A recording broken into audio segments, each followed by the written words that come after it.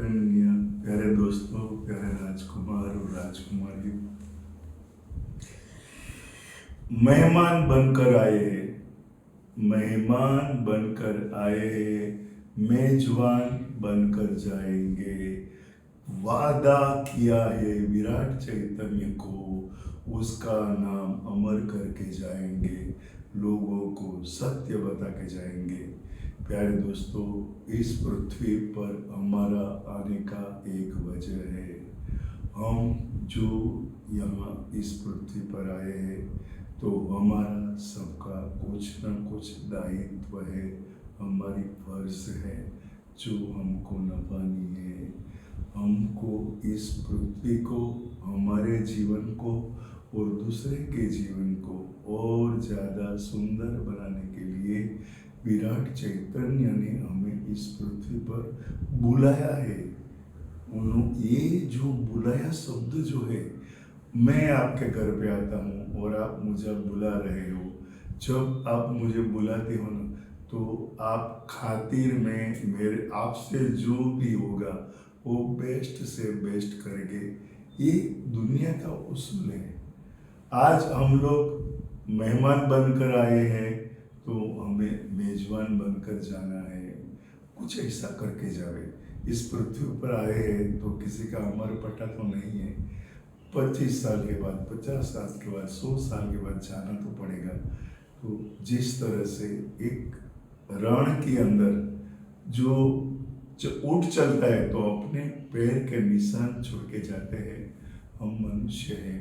हम यहाँ कुछ लोगों को अच्छी अच्छी बात और वो जो उनको मालूम नहीं है और आपको मालूम है तो उसको मालूम करके मालूमात दे के जाना है। तो ही हमारा जीवन जो है उसका जीव मतलब सार्थक होगा। बाकी तो इस पृथ्वी के ऊपर जो जो कितने लोग आते हैं जाते हैं, किसी का नौकरी नहीं जाती है। तो हमें सोचना है कि हम कुछ यहाँ हमारा परमानेंट स्वीट मेमोरी छोड़ के जाए।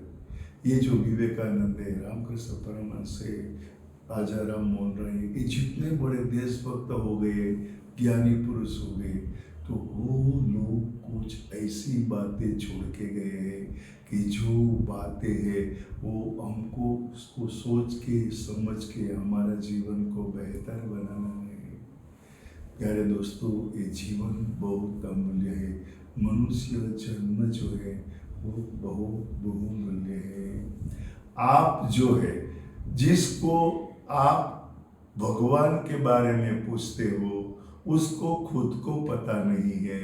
वो क्या बताएंगे लोग राह तुमको, भगवान की राह को, कि जिसको खुद का पता नहीं है। आज दुनिया जो है वो मटेरियल लाइफ में चल रही है।